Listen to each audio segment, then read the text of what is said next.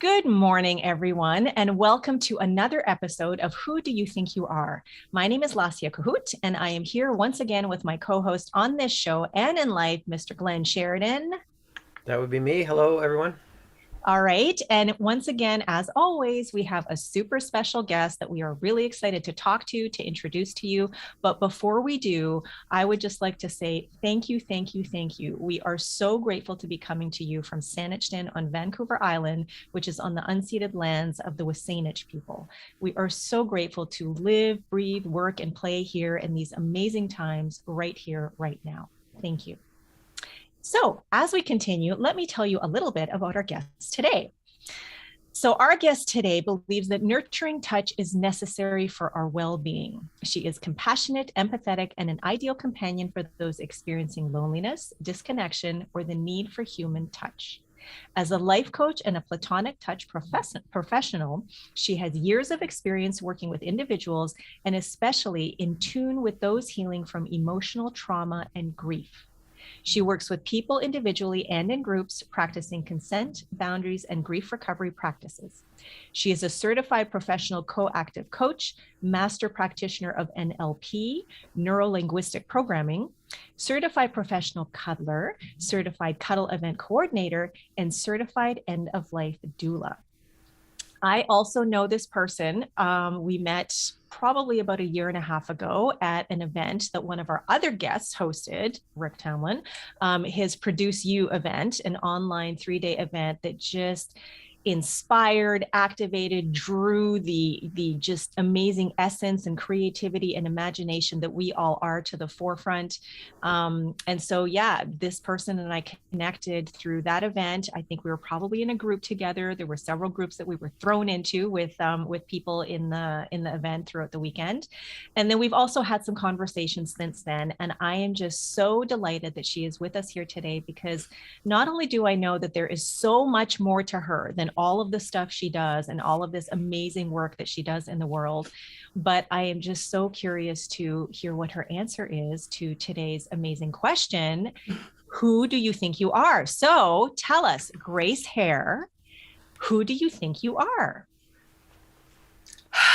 Is such a that question is so loaded and you can answer it so many ways. I can talk about my the roles that I play in life. I could talk about the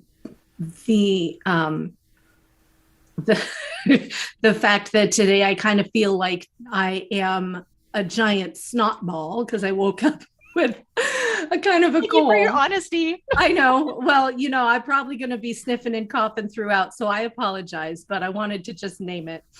But if you boil it all down, I am love. Oh, well, that's the episode there, folks. Thank you for tuning in. Peace. Thanks, Mic drop. Oh, I have a mic here. I'll just drop it. I love that. That just opened my heart right there from the very beginning. So tell us more about what that means, Grace. To be loved.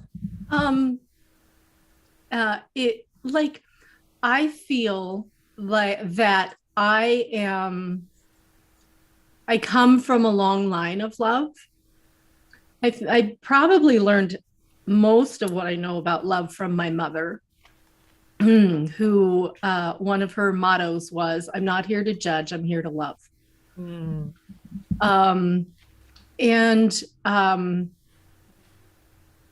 I kind of have taken that on. I'm not saying that I never judge, because I'm human and we're all judgy sometimes, right? But I just feel like if I can stay in a place of love and live my life in that way, I'm healthier. The world will be a better place. The people that I meet and interact with will be better when they leave than when they arrived in my presence. So I feel like it's my job. Yeah. It's my calling to approach life from a loving place. I love that. I concur. I totally relate to that. That completely resonates with me. And it reminds me of when I we moved here from Toronto 5.5 years ago. And just a few months before we moved, we started going to the Center for Spiritual Living Toronto, which has since changed names a few times and now is the Global Truth Center Toronto. And at the time, we had been working for 2 years towards this move from one end of the country to the other. Wow. And my heart was so like longing and yearning to be in Victoria on the West Coast already, to the point of almost being irritated that there were things that I had to still do. And, just like stuff, right? The to-do list, check, check, check, check, check. It's like, I just want to be there already. And then when Glenn said that one time, hey, what do you think about going to actually he said, I want to go to the Center for Spiritual Living on Sunday. Then when we went, immediately, I felt like I found my peeps. I found my community. We were greeted with such genuine love and smiles and hugs and just this absolute joy that we were there. Not just that we showed up, just like bringing who and what we are, just like, that's it. Not our accomplishments, not what we did for a living, not how much money we made, not the clothes that we wore, whatever. It's just like, we're so delighted that you're here. And so it only took a few weeks before I jumped into classes, and even before I went into classes, I realized that I wanted to become a licensed spiritual practitioner. And so the very first class that I took started in Toronto, but then carried on as we drove across the country for 10 days. And I had 2 classes on the road. And then my first class here after we moved, I remember sitting at I have a stainless steel table left over from my bakery days. And I was sitting at the stainless steel table with my laptop, boxes all around us because we had just moved there.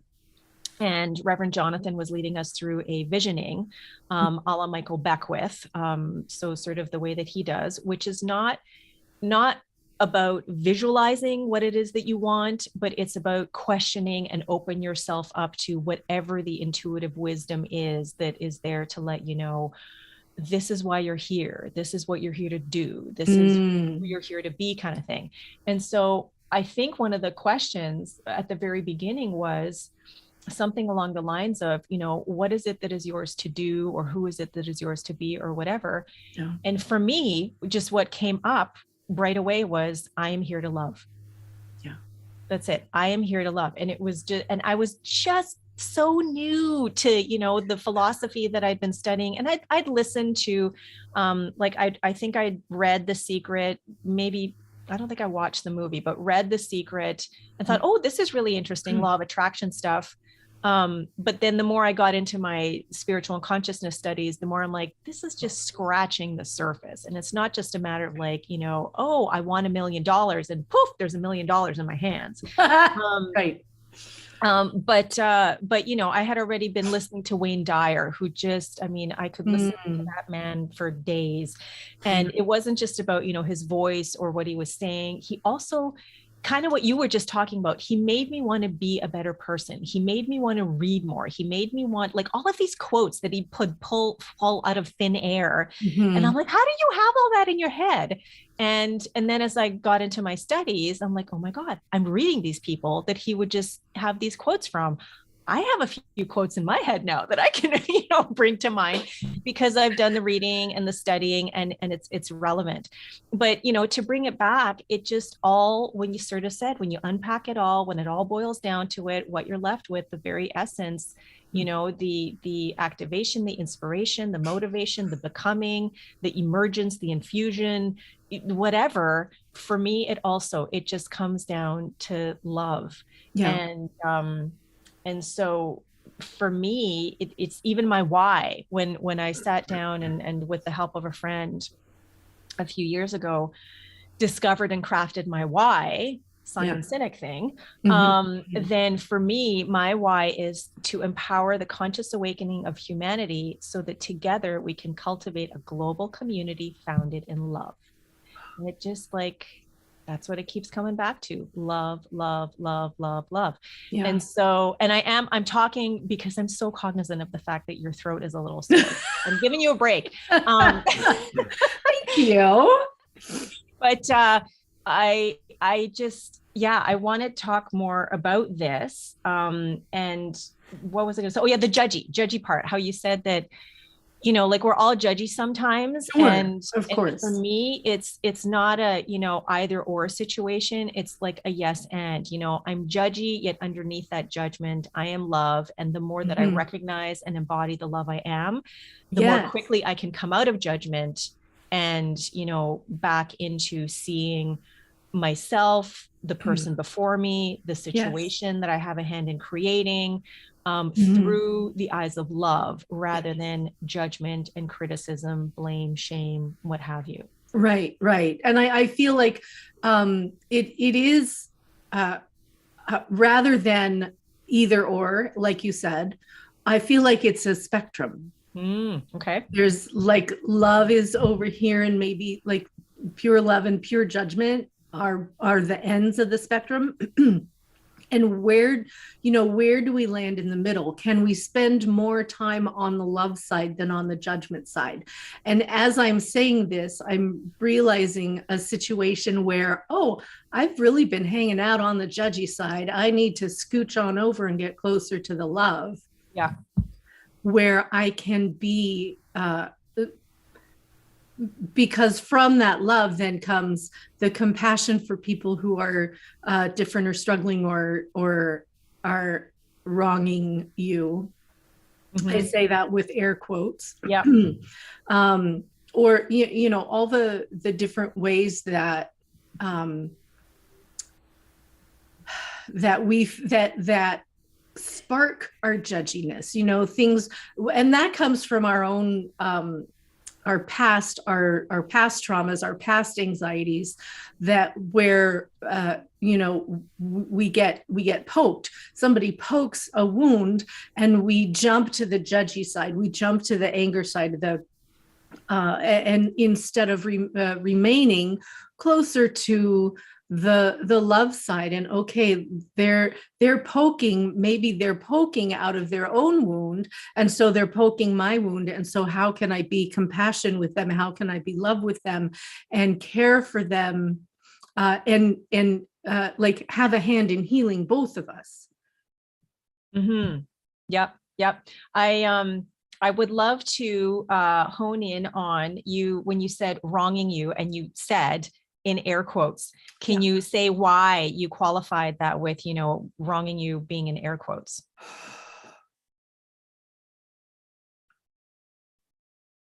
That's a great question.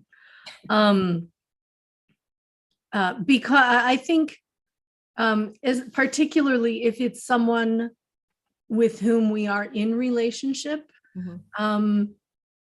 folks don't necessarily do it on purpose. And so, I'm not sure I can say why. Well, that's just what it felt like, you know. It's like I'm not necessarily being wronged. They're not hurting me on purpose 9 times out of 10 or 9.7 times out of 10. They're not, it's not something on purpose, but there's you know, it happens when we're in relationship, when we're interacting with other humans, we get hurt. It happens. I would love to. Oh, Honey Bunch. Okay, yeah, go ahead. Okay. I'm jumping in with something that would normally be at the end, but whatever I've dialed into as far as like when Lassie is asking me to prepare for our podcast, something happened right away this morning. I chose the right vicinity, we'll say, to be in for the discussion. So one of the things that came up is in the book by David R. Hawkins, The Eye of the Eye, from which nothing is hidden. Mm. One of the pages I opened and just looked at the paragraph was realize that truth, in quotes, is dependent on context. Yeah. And it's very short. It says, truth is only relative and not absolute. All truth is only so within a certain level of consciousness. For Mm. instance, to forgive is commendable, but at a later stage, one sees that there was actually nothing to forgive. There is no other to be forgiven. Everyone's ego is equally unreal, including one's own. Perception is not reality. So, what I just heard you say, Grace, is about like that thing of going into uh, love or forgiveness consciousness rather than judgment or I forget what it is on the David Hawkins scale of, like, high energy, high frequency love, joy, way Right. down near the bottom when you're in the weak spectrum. It's like 1 second. It's yeah, being condemning or vindictive. Oh, That's yeah. in that. So those things, I guess, trigger people when they're Hmm. sort of at that vulnerable moment. They look at they employ those emotions that are very um, almost childlike. Like, until you learn that about the idea of, like, well, I could be in that position one day, or I don't need to know the whole story or what this person just went through 30 seconds before this happened, or whatever. Mm-mm. Like, you're yeah, you're able, if you're sort of able to, like, emotionally and on a like on a nervous system level, step back and step away from Yeah. what you're doing, what's going Yeah. on, then you're able to just kind of breathe and just, like, okay, if I'd walked into the room 30 seconds before or after, this might not have even happened, but I'm here because it needs to happen, like, it needs to come out, right? So Mm. we'll be getting back to Dr. Hawkins later, I think, a little bit. Okay. Sorry. Um, I, uh, and I certainly agree with that, that there's, um, uh, if I look at the world such that every interaction I have is something that is there to build me up, to help me, to teach me something, to then I can't help but embrace that, what you just said, Glenn, that every hurt, every or perceived hurt, I could say, is here to benefit me, to teach me a lesson, to help me grow, and that's a much more empowering place to be than a place of victim. Hmm. Oh, yeah. Yeah. And I don't know where Lassie was going with that, but Let's find she's out. writing her notes. So I can't say it any better than David Hawkins did. um Yeah. yeah, there was something that I was thinking about when the trauma and the things happening, because I'm in the midst of publishing my first book, and I had the extraordinary opportunity to work with this incredible, amazing developmental editor who's actually going to be a guest of ours in June or July on the podcast. Mm. But she really took me to task in just not rewriting the book. The book was written, but in fleshing out some of the characters, if you will. And characters are in air quotation marks, because these aren't fictional people. These are people in my life, like my mom and my dad, and certain others who play key roles in the stories that are in there. But it's a lot about my dad. The book is for my dad, and the relationship that I had with my dad was very volatile, and there was abuse involved. And And so for me, when I was writing about it, like the beginning is the telling of the stories, and there's the story that illustrates fear, there's the story that illustrates failure. By the time we get to the leap of faith story, I had already got started on my spiritual and consciousness studies. So there was this reframing and shift in perspective that was happening with everything that was going on during our move from Toronto to Victoria, but then also in looking back, and sort of changing the relationship to what happened with my dad and me, and as I was growing up, and just like the really challenging relationship that we had. And so there was a part like later on in the book when the spiritual principles and quantum realizations are being shared, where my editor asked or said, like, this stuff happened. It's not like it didn't happen, it happened. And it's really important for people to acknowledge that horrible stuff happens. Yes. And we're not sort of like dismissing or trivializing or Right. negating anything, but whoever just said it, there is always an opportunity to, instead of be a victim, to step into the empowerment. And the empowerment comes from our choosing to see the experience, to see and feel and even experience the relationship to that person or the experience or whatever it is, seemingly in the past, in a different way.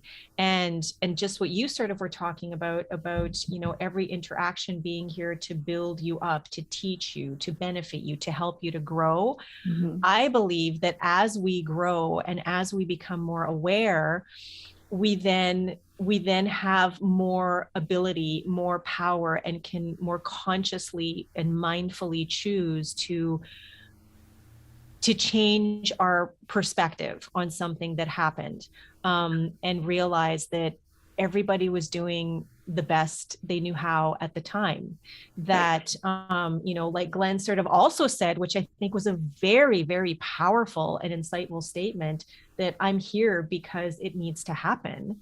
It just, like I think all of us here, whether we say it, using slightly different language, believe that we are not the end all be all. The bodies that we have, like that's not everything to who we are. Like I believe that everything is energy. I use the word energy. I use the word universe. I use infinitude and profundity a lot. Every now and then I will use God, spirit, source, Mm-hmm. and love. But that's who I believe myself to be.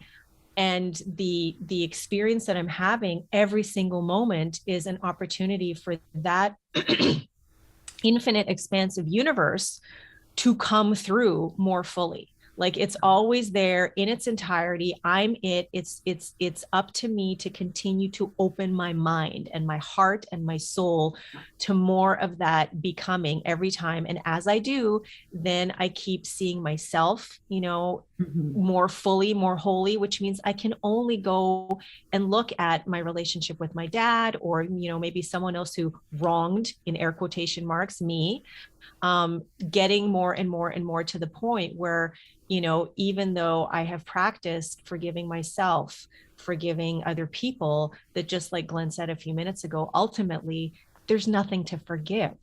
Mm-hmm. It's like, it can be like a big leap and a long trajectory sort of thing, but I just, that's the journey, that's the growth, that's sort of the experience for me. And when you kind of bring it all down to it, like you said at the very beginning, it all comes down to love. And the more we like peel away all the layers, all the roles, all the expectations, all the anger, all the hurt, all the, everything that has got us to where we are in this moment right now, Yeah. the more we are able to let go of that, knowing that like it's all still there. We're not dismissing it. We're not like throwing it away or anything. Right. We're just honoring it in a different way. Yes. I mean, I have not, it's taken me a lot of years to get to that place of this is an opportunity. Mm-hmm, mm-hmm. Yeah. And there's, it's a phrase that that I hear often in the corporate world. oh, we have an opportunity here, because we don't like to say the word problem, or we don't like to say the word, uh, cluster, or, we got a big old mess. No, we have an opportunity. Yeah.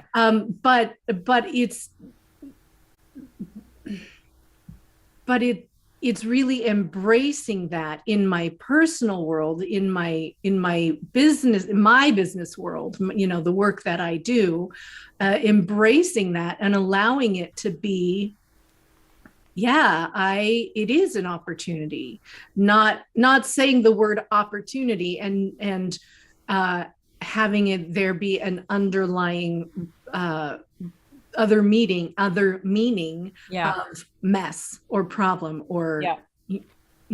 this is craptastic. It's it's really is, embracing, here's an opportunity. It sucks, I'm not in love with it, I don't want to, I wish I didn't have to deal with this, but here we are. Yeah. And it's an opportunity for me to embrace love in a different way. Yeah. And to be present with other people in a different way. Yeah. Uh, the other thing I was thinking about here is how,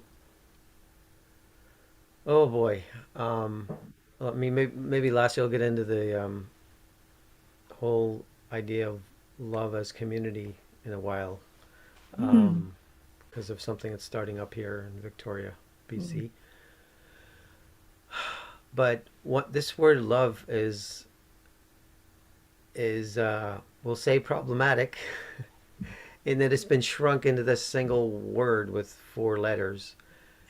And I'm just looking at this. It's on Wikipedia, and there's a few other sources, and I've got notes of like the Greek expansive idea of love is, the ancient Greeks were really big on categorizing and analyzing and reflecting and contemplating.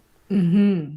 I mean, that can go wrong or in a unhelpful direction. Like I think some of the ways that Aristotle was obsessed with categorizing like species and this kind of thing. Mm. This can go on and on. It's like it's helpful when you're studying, but like it can also limit you. So when you have, I think, depending on the source, I think the Greeks had between 6 and 8 different words for love, Mhm. depending on the context. Again, back to the context. Yeah. So it's almost like it when we say, "How can I be loving in this situation?" Um, it is helpful to look at the. I think I've got 6 um, aspects of love Mm. to say which is the one that I'm most suited to step into here, and Oh. which are not like relevant. So, obviously things like eros, which is passion and romance, put that off to the side. Agape, which is selfless love, universal love, that's like almost too big in some situations, I think. Mm. Mm. When you have um, philia, which is like being like affectionate love, or can be like related to loyalty, that may come into situation depending on who you're dealing with. Yes. Yeah. Um, uh, the family one is storgia, I think that's how it's pronounced, which is to deal with like familiar love, children, parents. Um, it can, yeah, that's what a lot of us have to deal with because most of us have families around us or we have to deal with, Mm-hmm. Mm-hmm. and children and parents pressing our buttons, and we're doing vice versa. And then there's hospitality and guest friendship, which is under the Xenia category. Mm. And the last one is the one that gets forgotten about, I think, which is self love, self compassion, which is philautia, I think it's pronounced. So, like of those, if you're in a difficult situation, I think it might be good to remember, like maybe I only need to love a person because I don't know what they're going through. So if it's my child or it's a client or a friend or stranger on a bus or whatever, Mm. um, again, there's different ways to approach it, but and I'm not saying we have to categorize it before we have the experience, but just a way of like expanding the idea of what the experience is and just like leaving some room and maybe guessing later, like, oh, maybe, yeah, maybe this was more that category than the other. Um, but like, I think that one that jumps out for me is like agape, like the Agape Center, Michael Beckwith. Um, for That's like the main aim, I think, for humanity, but it isn't always doable in like the micro sense. You can't always Yes. just step up and like, I love all humanity, and make everything right. It can help bond and bring people together and raise levels when you're singing together or something like that. It can Mm. definitely loosen things up and make you more um, expansive and open, but it's not always appropriate, I guess is what I'm saying. Yeah, yeah. I love like paying attention to the categories. And when I work with my cuddling clients, I make it very clear from the very beginning that this is not eros. This is more um, familial. It's more like the touch and the care that I offer to my clients is more um, maternal, caring, nurturing touch. It's and this is a challenge when you talk about uh, like when I speak openly about love and I love my clients, I have to be careful about uh, some of the responses that I get sometimes are, oh, you love your clients, wink, wink. Mm. But that's not it. Yeah. So I love that you brought out the different categories. Is that the right word, Glenn? Yeah, well, I mean, it's just if you look on Wikipedia, it's just under the heading of Greek words for love, but Okay. it's the uh, yeah, what is it? Ancient Greek philosophy differentiates main conceptual forms and distinct words for the modern English word love. It Okay. goes it goes through six here. Yeah. So it's like variants, that might be another word, or How Hmm. about the word aspects? aspects came up earlier. Yeah, so Yeah. Oh, yeah. Thank you. Aspects is because I good. think I think I love the word aspects because it's like when you have a gem or any beautiful object, you're always Yes. going to see something different from a different side, Yes. bottom, top, where the light's hitting it, and you can appreciate it or not appreciate it from one angle. Hmm. Hmm. And it's like with this thing, um, you know, it's, I mean, it can get into a dark space, it can get into that word love can be, um, as I said, in the English language, which prides itself on being so malleable and flexible because it has Greek, it has Latin, Right. it has, words from Sanskrit and Irish, and it's all over the shop, German. Yeah. And you'd think that it's like, oh, yeah, there's tons to work with here. But, love rhymes with dove. So people write, it's going to be like, oh, yeah, we'll stick with that one. Yeah. Um, Yeah. and I think it's when you have like right now, what's happening in the real world, we'll say, is this huge um, sort of shift in consciousness in, let's say, the United States. We're Mm. in Canada, but I pay a lot of attention. And, to have like the Disney Corporation being shaken up because certain ways that it manages itself um, allows for its employees to overstep boundaries when it comes to children, right? And that should be a very clear boundary, sort of um, set, well understood relationship, right? Mm, And similar with like parents and teachers, right? right. Sorry, teachers and children and Yeah. parents and children. So, what's going on now is I think a lot of families are looking at these assumptions they've made about, like, oh, my child goes to school, they're well cared for, they're loved just as I love my children. When when I put my kid in front of the TV, there's certain messages like, but it's all it's all done under the umbrella of we care for your child. Like, but the target audience is to sell things to a child, so Yeah. and I think it can be really, like, it's a bit of a shakeup right now because I think um, in real terms the Disney stock is like just tanking, right? And there's a lot of um, reevaluating of what values are on display with companies, with corporations, and this assumption that, like, oh yeah, corporations are warm and cuddly, and but no, not necessarily, so Yeah. um, Mm. it's a good reminder that, like, um, this word love, you need to look at it a bit. You need to Yeah. sort of ask yourself, well, what do I mean by love before I even talk about anyone else? Like, what do I think this means actually? You know? Yeah.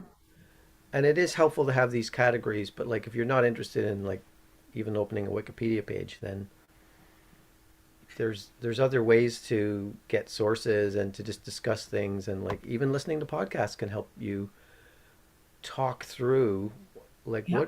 what is going on, and what is, do I need to be paying more attention, or do I need to, like, just trust here and just, okay, everything is Mm. good. But hang in there with your throat. No, I'm good. I'm good. Um, okay, so I would like to jump in if I could, because I really thank you so much, Honey Bunch, for bringing in those aspects of love. It reminded me of a Sunday talk that Reverend Rachel did at the Center for Spiritual Living Victoria last year, maybe the year before already, because it was in person, so it was probably pre-COVID. And she did it on that. And I remember just being so enthralled with all of these different aspects of love and the way that she was just telling almost in a story like way about, what they all were about. And I was thinking, like, you could do an entire like 8-week course, on this, and just like go aspect by aspect, and just pull it apart and investigate and explore. So thank you for bringing those in, but then also thank you for saying, like bringing in the gem analogy, because it took me right to Indra's net, that Buddhist analogy of or metaphor of this illustration, whatever the word is, of this beautiful net that just sort of like encases, the world, and illuminates and illustrates the world, where every single being is a gem in this net that is just billowing and moving and shifting and changing all the time. Mm. And as it moves, and each gem is in different relationship with the other, the light refracts and reflects, and differently and whatever. And just like Glenn said, sort of depending on which facet of the gem you're focused on, it can either be like, I'm looking at the entire universe, or I am the focal point of the universe. And so for me, what I sort of heard was, there are all these aspects of love, and yes, we can be focused on one or more at any given time, but ultimately we are all of it. And all of it, is sort of like accessible to like step into, lean into, embrace whatever at any given time. And so, the idea of context, meaning coming into play is just so valuable, and I guess contextual, using the word to describe, to define a word. So that's what it made me think of there, that there are all of these aspects of life that are part and parcel, or of love, sorry, that are part and parcel of who and what we are and what we can experience at any given time. And it's Yeah. just really fascinating about how each of those aspects of love will get, stirred or stimulated or ignited in some way, depending on what it is that we're experiencing, who it is that we're relating to, what it is that we're feeling. Or, and this is maybe a great segue to like get into what it is that you do, even how we're being touched, or the just this whole notion, this concept, this experience of cuddling as therapy and healing, and helping people to move through trauma and grief, and whatever else it is that you do. So could you tell us, Grace, a little bit about what you do? Because I've heard you talk about it. I'm so curious about it, and I, for one, would love to learn more too. Absolutely. So I feel like when I'm when I'm in my cuddler place, when I'm being excuse me, a professional cuddler or a platonic touch practitioner, if you want to sound, impressive. What I do is I hold people. I hold them physically, emotionally, and I hold space. And sometimes people, like a lot of that work is also about learning to ask for what you want, practicing no, even celebrating no, and practicing yes, because I think we don't always, our culture has a tendency to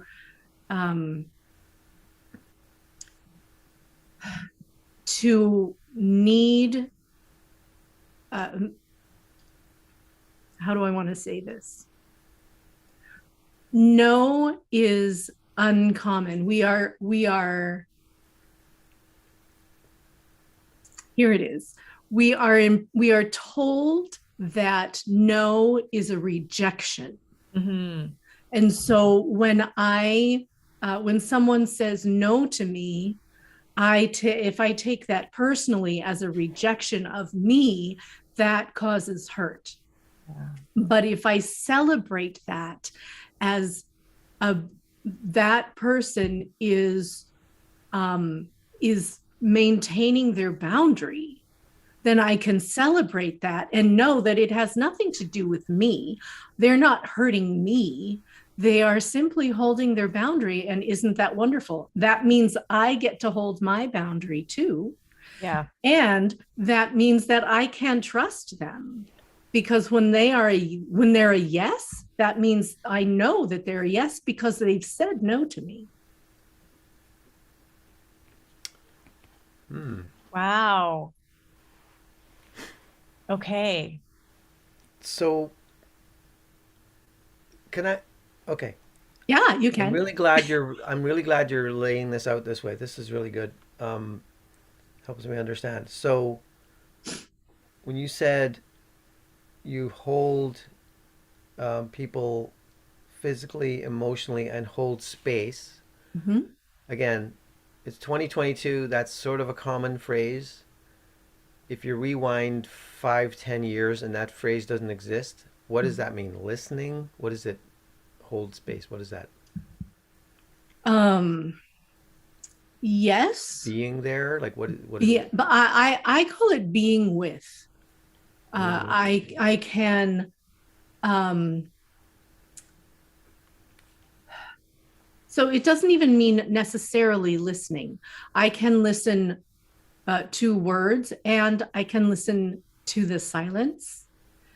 I can, because sometimes what we need is just to be with another person in a safe space.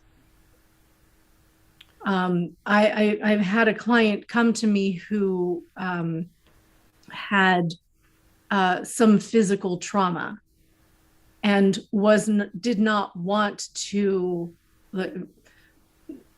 They were rebuilding boundaries. They were rebuilding their ability to be in space with other people, like physically be in space with other people. So at the beginning of the session, and actually at the begin, before we even had a session, in our conversation, the conversation was about, I don't want to touch anybody. Like, I don't want you to touch me. I said, okay, I will create a safe space where, and my sessions are all like, they're client led. What do you want? What do you need? Up to, the boundaries that we create. And I use the ask and wait method. So that means both myself and my client will ask, is it okay if I put my hand on your shoulder? And wait for a yes. Mm-hmm. And so, the client who came to me with this trauma sat next to me, or not even next to me, in a chair like across from me. And we simply sat. And then after a while, they said, can I sit next to you? Certainly, please do. Mm-hmm. So they moved their chair and sat next to me. And then I think at the end of the first session, they held my hand, or they asked, may I hold your hand? Yes, of course, I'm happy to hold your hand. And that was the session. There was a little bit of conversation, but not a lot. Simply holding space, being a safe space, or creating and holding a safer space, so that they could get to the place of, yes, I want to have some physical contact. Wow. And is that then, I mean, the way I understand human beings is that there's a lot of mirroring going on. Like if you have a regular like workplace environment, there's a little bit of like, I'm going to emulate or reflect you. So I get on your frequency to some degree. So with this, is that like a certain part of that, or is that you're matching frequencies or something? Like you're getting on the same wavelength by just being in the presence of one another, and you are both projecting your own. You each are projecting your own consciousness where you are now, but you're also clearly you're feeding back into, well, this person in my presence is doing the same, and I'm getting that. So there's a certain equalizing thing. It's like that thing of when you put metronomes, like 3 or 4 metronomes in a line, all out of whack, they'll eventually just sync up, So is that you think there's a little bit of that going on, where you just by being together, and if person, I mean, your client wants to get something out of this and be made whole in some way. Mm-hmm. So is that something? Is that another way of looking at it? That it's like you have to, like, in some ways meet that person halfway on the bridge, and they have to attempt to meet you halfway on the bridge, but it may take some time, right?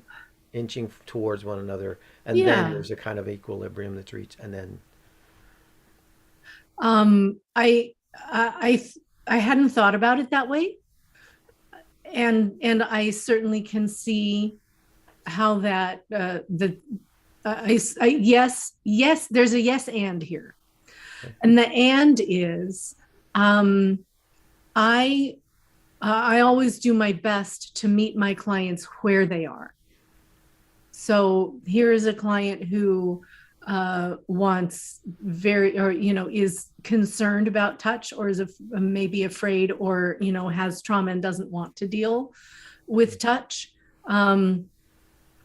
Certainly, I will hold space for you without holding you physically. Here is another client who has recently ended a relationship and is heartbroken and wants nothing more to be held while they cry. Certainly, I can do that. I can hold you while you cry. And so meeting them where they are, and the invitation is there to be, particularly with folks who've experienced trauma. The invitation is there that I'm here to help you step onto the bridge. Okay. Does that answer your question? Yeah. Yeah. I think it. Yeah. Thank you. Yes, of course.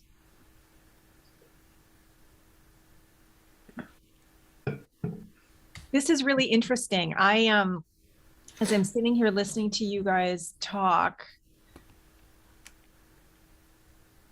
there's a question that comes to mind, about how much you work with clients in person versus remotely. And then the other thing is just, I'm noticing sort of what's happening for me as I'm thinking of the idea of being touched by someone I don't know. There was I like to hug people, but I'm not an automatic, that's not my go-to if I've just met you kind of thing. And so one of the things that that kind of bugged me about the spiritual community that I was a part of here was that hugging was like the automatic thing for a lot of people with newcomers. And I could see some people just kind of, or like actually step away, whereas other people were totally into it. But I'm fascinated by this idea of being with someone that I don't necessarily know. And it's one thing to open up and talk to someone about something very personal and traumatic and to revisit.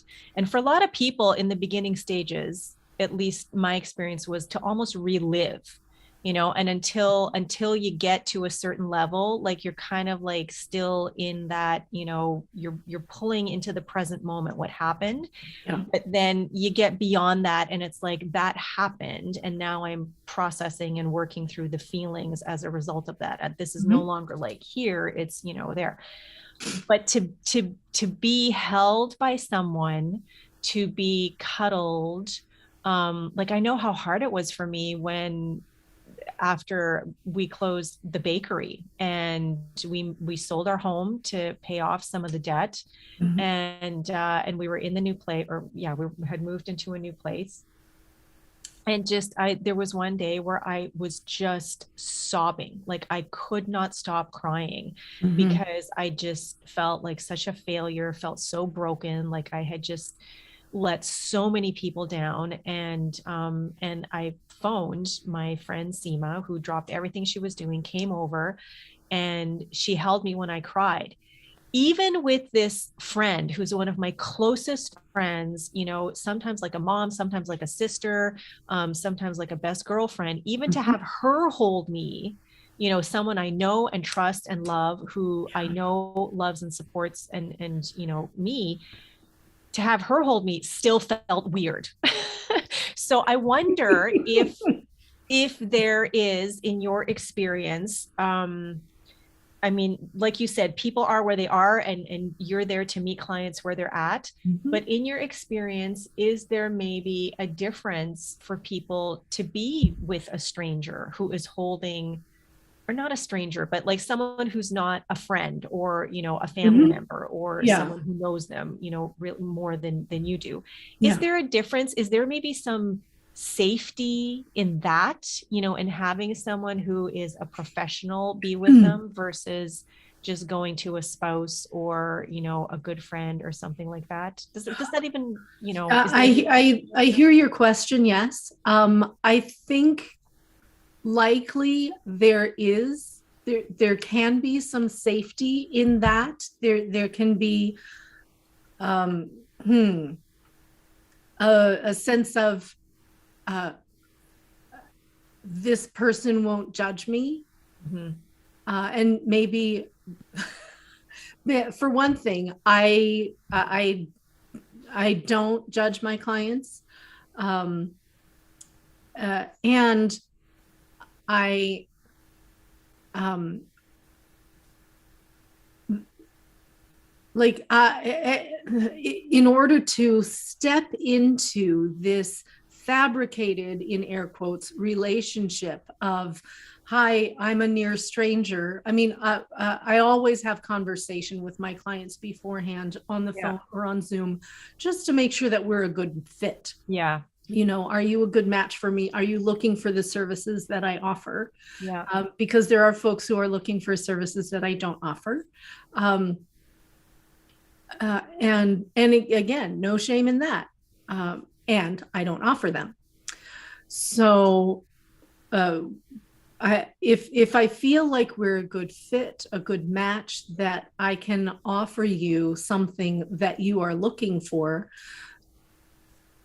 having that come, then I know that there's some part of them that is willing to step into that, you're a stranger, but I'm going to act like you're not for a little while. Mm-hmm. And I'm going to, or maybe it's good that I'm a stranger because they don't want to, like, they don't feel safe asking for what they need from the people that they do know. Or I don't want to be, I had one client who came and said, I feel like I'm a burden to my family. I can't do that. And at the same time, I need this, I need physical comfort. Yeah. So lovely. Let's work together. Yeah, that, you know what, when you just said the word burden, that is something that I could definitely, I could relate to, you know, like not as much now. But in the past, especially around the closing of the bakery, it, like, oh my gosh, yes, burden. Because when we are, when we're dealing with a loss, when we're engulfed in grief, it's not Grease, ew. Unless it's the musical. It's where, you know, if we feel engulfed in grief, in sadness, in loss, in trauma, it's all like, it's ever present for us. Yeah. And when I was in it, I knew that I was being a burden to my family, to my friends. I even sometimes felt like I was a burden to my therapist, you know, that, and so to have a safe space to go, to just get the tears out, to get the angry out, to have somebody, you know, caress my hair and tell me you're okay. Oh, wow. That was such a gift. Mm-hmm. Yeah, that, you know what, it as the more you talk, the more I'm like, yeah, no, this is such a valuable offering to people, so meaningful, because and I'll speak for myself, you know, like when I felt like a burden, when I felt like I was so broken that I didn't want to be around people because I would then infect them with my brokenness, and then they would, you know, become broken and kind of thing. That it is vital to have someone that you can go to, or even in all of that brokenness, even with all of that shame, even really putting yourself out there, being totally vulnerable, and, you know, I guess Brene Brown, braving the wilderness, that there is someone who you can feel safe enough with to just like get in the door at least, so that you can find your way back to wholeness, because you don't want to, what is it, maybe jeopardize the people who you love and care for you. Mm-hmm. So Mm-hmm. going to someone who is a stranger, a professional, whatever sort of label you want to use there, Right, knowing right. that they're not personally, emotionally invested Mm-hmm. in you the way those in your life are. I think that's what's landing for me here. And I think that is amazing because Yeah. I mean, I had a few people, but there were still times in my life where even those people that I trusted and loved and would turn to, I wouldn't want to turn to because I didn't want to be a burden, because I didn't want them to see me completely falling apart. Yeah. And so, yeah, to be able to go someone who isn't emotionally invested in that way, that's what I'm picking up from this. So, And who won't judge you. mm-hmm. Yeah. Yeah. Yeah. I want to take a step back because you were talking about your the spiritual community where hugging was a thing. And like it's, it can be off-putting to some people who are not huggers, right? Yeah. I'd love to share. This is an exercise that we do in the groups to practice saying no and celebrating no. So I wonder if someone would like to be my partner in this exercise, Glenn or Lacia, which one would like to participate? Well, I'll totally do it unless Glenn, I'm a total jump in there first kind of person. So awesome. So I'm going to ask you a question, and your part of the activity is to simply say no, thank you. That's all I'm doing. Just no. That's all you have to do. Yeah. So, Lacia, could I have a hug, please? No. No, thank you. Awesome. Thanks for taking care of yourself. Well, how does that land for you? I'm not saying no, thank you right now, right? No. We're done with the exercise. It was, you know what? Even though I'm the type of person who might just like physically like extend my hand or something, saying no, thank you was actually, but that's why I laughed. It wasn't an easily automatic thing to do. Right. And that's why when when I host a group, we practice it because it's not easy. It's not easy to say no, thank you. And so we need to practice. I kind of want to do it again so I can get better at it. Awesome. Okay. Lacia, would you like to share a hug with me? No, thank you. Awesome. Thanks for sharing your boundary with me.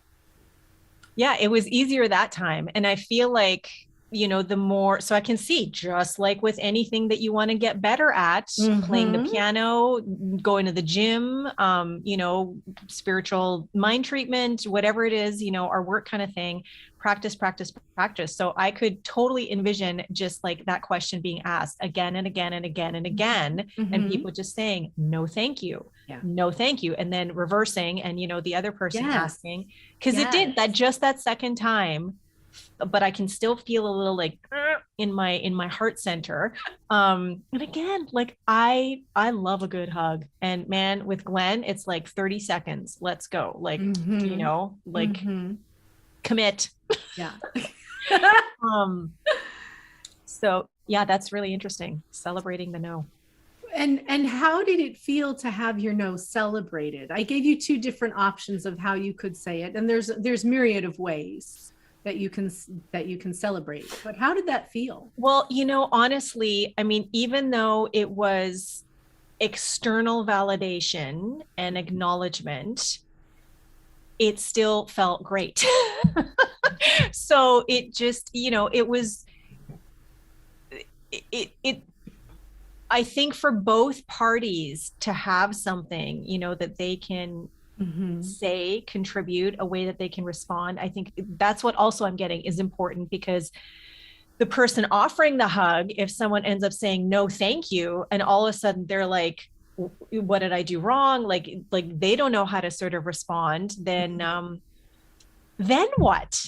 That's that's like, what's the next step kind of thing? Because there's the person saying no, thank you. Yeah. And then there's the other person who could feel wounded or rejected because the hug that they were about to give and love someone up has just been shut down. Right, right.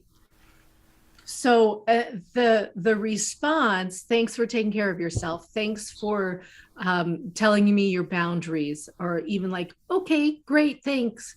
Rock on, whatever, some positive thing, acknowledging this is not about me. This is Yeah. their boundary, and I get to honor that, and I Yeah. can give them the gift of honoring their boundary. That I think is so important to share. And then it clears me up. Okay, right. You don't want a hug? Awesome. I'll go find someone who does. Yeah. Yeah. So I think still there for me, it's the person saying no, thank you, who is the one feeling more empowered. And for me, it's like I'm thinking, in terms of that community, if I were a newcomer Yeah. and I were feeling confident and said no, thank you, there are several people who would be disappointed, hurt, maybe offended, or like lost for a moment. Yeah. Ooh, Yeah. Glenn has something to say. Yeah. Yeah. Well, speaking of Brene Brown, there's a book she just recently put out called Atlas of the Heart. Mm-hmm. And I mean, I think she's kind of stretching it a bit to say this, but the whole concept, I think, is that most people, when they're asked about what their emotions are, on average, they can think of three, which is happy, sad, angry. Mm. So she goes into all this research, and, she's really good at citations of studies and authors. Yeah. And she extracts it into 87 different, um, I guess, situations or feelings or whatever, but you can put them under the umbrella of emotion because Mm. you feel it, right? You're Yeah. like, there's something going on, and if you're having a visceral experience regarding your feelings and including your feelings and emotions, then yeah, those are your emotional experiences. And the one that stands out for me is this idea of when she gives the example in her husband and herself being in sort of a conflicty situation where there's a bit of arguing, and the assumptions and expectations Mhm. don't align. So, I mean, it's humorous in her example. It's like they're going on vacation somewhere, and he's looking at her suitcase, and there's like three novels and something else in there, and they've got kids, and he's just like raising his eyebrows, and she's, you sure you want to pack all those? And she's like, of course, I'm going to relax and read my books. And of course, when they get back, she's not read any of them because they're having fun at Disneyland or whatever, Yeah. and they're on the beach, and like, yeah, and then she gives a different example the other way for him and what his expectations are. I think he's a doctor or something. But this idea of stealth expectations really stood out for me. Is like, so that's an example of, you go into a new community where the whole idea is this agape love thing, like we're here all for you, Right. and the expectation of the person who's projecting that is like, well, why wouldn't you want some of this? Come on and get it. Yeah. Whereas the person, like, just dipping their toe in the water, wants to know, like, what is this place all about? They don't want to be overwhelmed with waves of this, Yes. Yes. necessarily. I mean, there are people who will be like that, and that's where they're at. But that is like a stealth expectation thing, Yeah. where you don't even know that you have these assumptions, and that you're playing out something, and like, oh, I know how this goes. Oh yeah, this is how this goes. Oh, Right. everyone loves a cuddle and a hug. Mm-hmm. And in the Mm-hmm. meantime, the other person's like, as you said about the boundaries thing, you know, Yeah. wait, I'm nowhere near being ready. Who are Right. you? You don't even know my name. Yeah. Yeah. Yeah. Like, Right. so, um, but yeah, like that's like, the boundaries thing, I guess, maybe needs to be taught more under that self compassion, self love umbrella of like, hey, yeah, just saying no is a big yes to saying who I am. Like, Yes. I am, and don't assume anything about me. Don't pigeonhole me, put me in a box, Mm-hmm. um, have me as a bit player. And like, no, I'm just entered on the stage and I'm checking out everything, you know? Yes. Oh, So, I love what you're saying, Glenn. And I agree that boundaries need to be taught a whole lot more than they yeah. are. And I think it might be like, in that particular community, it might be an appropriate thing to have a conversation about boundaries, to have a conversation about when particularly when new folks come, Mm-hmm. maybe instead of just and the other thing that I didn't talk about is that uh, the ask and wait method, or this no thank you exercise, we do with neutral body language. So I'm not going up to someone and saying, Ah, hey, do you want a hug with my arms out? yeah, Because that's a hidden expectation, yeah, right? Like, hey, would you like to have a hug? And that like reminds me of, great Aunt Mildred, who smelled like mothballs and had hard candy in her purse, and like, ooh, I don't want to hug her, she yeah, smells funny. And so having neutral body language when you're asking, not having that hidden expectation of, hey, would you like a hug? But you're not really asking because your arms yeah, are already out. yeah, So if I ask with neutral body language, would you like to share a hug? And truly give you the opportunity to say yes or no, then I know that if you say yes, you're a yes. And if you yeah, say no, I get to respect that. yeah. Right? Yeah, that, and you know what? Just everything about this whole stealth expectations thing, I think is just so key and relevant because Mm-hmm. exactly what you just said. And even in the tone, in the way that you could ask it, could already be implying that you're like, one arm around the person before you've even put your arms out, kind of thing. So, Yes. yeah, Yes. the neutrality of that, I think, is, yeah, thank you for pointing that out, that that's the way you Mm-hmm. do it. Mm-hmm. Absolutely. Wow. Interesting stuff. Yeah. Uh, So I kind of want to ask you, Lasia, since yes. you had the opportunity to say no, thank you, Yeah. would you like to have the opportunity to hear no, thank you? Oh, yeah. Yeah. Yeah. Okay, so you go ahead and ask me. Okay. Grace, would you like a hug? No, thank you. I don't have a response for that right now, but that was really neat to hear you say no, thank you. I Okay. didn't memorize the words that she said, but that would That's, no, hearing you, like I felt absolutely no pressure, no nothing, no disappointment. No, it was just, you thought about it, just like, no, thank you. It was just some words and it was like, okay, great. We're on the yeah, same page now.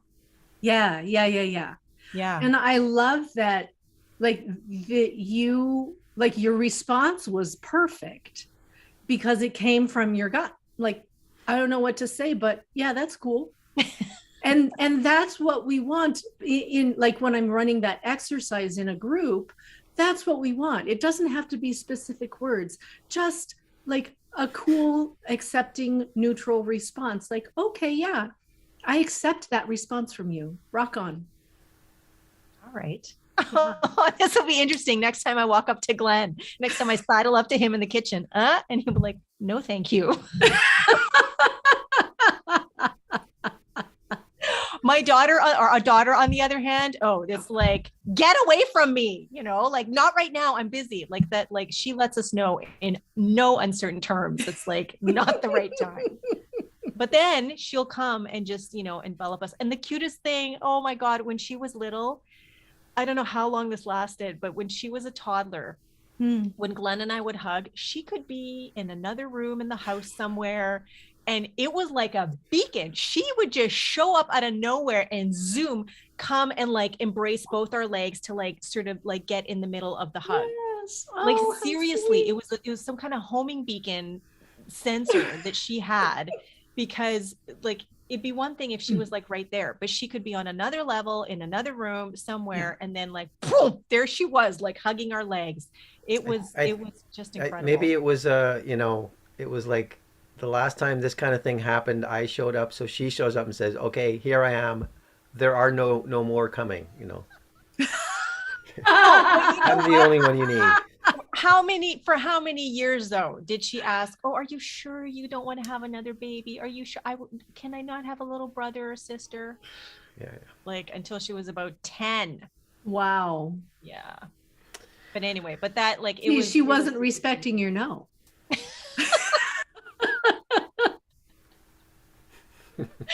yeah, that's a whole other, I don't know, month's worth of podcasts right there. Right. Yeah. She's awesome though. We've talked about her plenty of times. And if you've heard other podcasts and Milana mentioned, you know how super awesome she is. Anyway, this has been such a great conversation. I thank you, Grace. Like I have learned so much. I have like changed my thinking, and you've like stirred some stuff up in me. And I just really appreciate that we spent so much time talking about love and the different aspects of love. Yeah, just thank you for opening the door to that. Oh, it's my So, pleasure. I love having these kinds of conversations. and honestly, Like I want to come back and back and back. yeah. Okay, yeah, let's do it again. Let's do it again. Let's totally do it again. For now, though, however, we're at about the hour and 20-minute mark. So even though I know there's so much more that we could keep talking about, Honey Bunch, are you ready for the next segment of our show? I could be. You could. Okay, and you know what? Well, thank I you. don't know. Thank you. Oh my God. No, thank you. Now what are you going to do? Thanks I'll for taking ask good my care of own yourself, question. Glenn. I'll ask Thank my you, own Grace. questions. Thank you very much. Okay. Well played, Mr. Sheridan. Okay, so you know what? I don't have my seconds timer, so I'm just gonna wing it because I don't have a clock here anywhere. For some reason, I don't have seconds.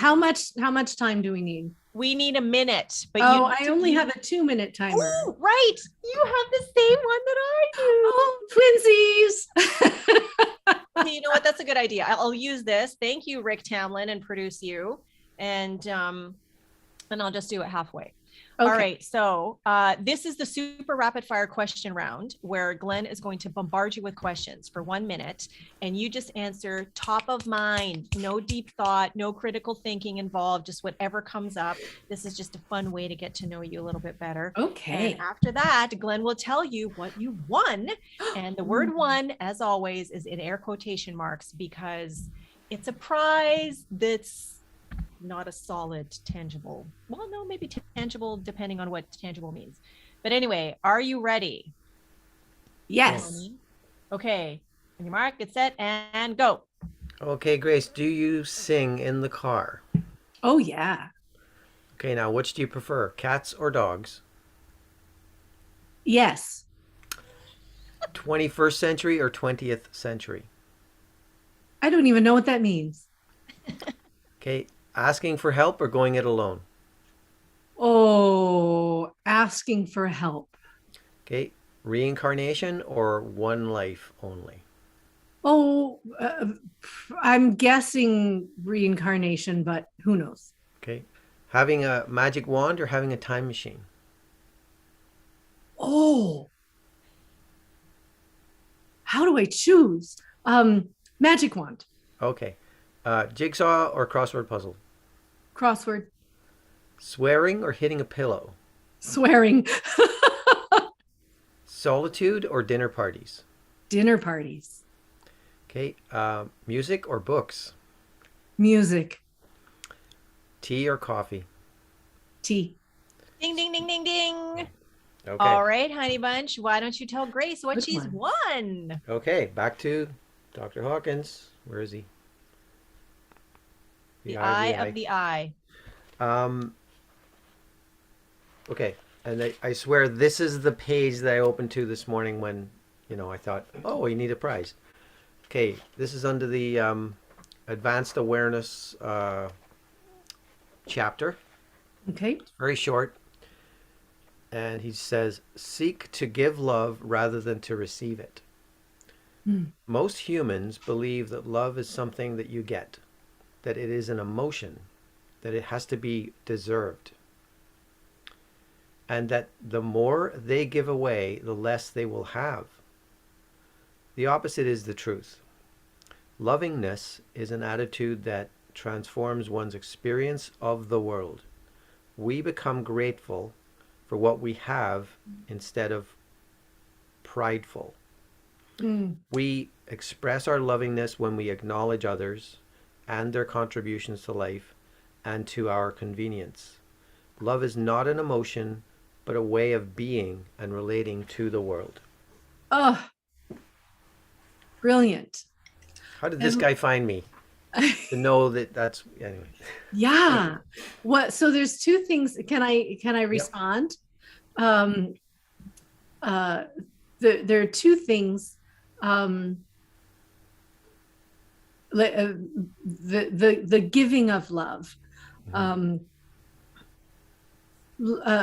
My coach tells me that all love is self-love. And so the more that I give love to others, the more I'm giving love to myself. Right. And now I've forgotten the other thing. So anyway. I'm writing that one last one down. All love is self-love. That's great. Yeah. Oh, this has been such an amazing conversation. And Honey Bunch, it just gets more exciting for me every time because you really are just so in tune with the conversation that is bubbling up when you find these prizes and then turn around and like they're totally relevant to what it is that we've been talking about, for the hour and a half or 2 hours before then. So awesome. Okay, Grace, now is the time for you to let people know if they want to get in touch with you, if they want to find out more about you, cuddling, platonic touch, whatever it is that you have on the go, whatever you want to share with people, where would they go? Awesome. They would go to www.gracefulcuddles.com. And you can learn more about me, about my work, about the things that are coming up. They can also give me their email address and get a copy of my grief to relief checklist, which is just, excuse me, seven, or maybe there are 8. I'm having a brain fart. I can't remember. Anyway, there are, ways to take care of yourself that will help you in your search for grief relief. And then I will send. I'm happy to add those folks to my newsletter, which comes out periodically. And with that way I can share more information about upcoming events. I'm doing virtual graceful cuddle connection groups right now. I haven't done any in-person groups yet. I am in Southern California in the Orange County area. So if folks are in Southern California and want to have an in-person session, I'm happy to do that. I'm putting together a 3-month virtual offering. I do one-on-one virtual offerings, just like singular one-off, but I'm also putting together a 3-month offering that's helping folks to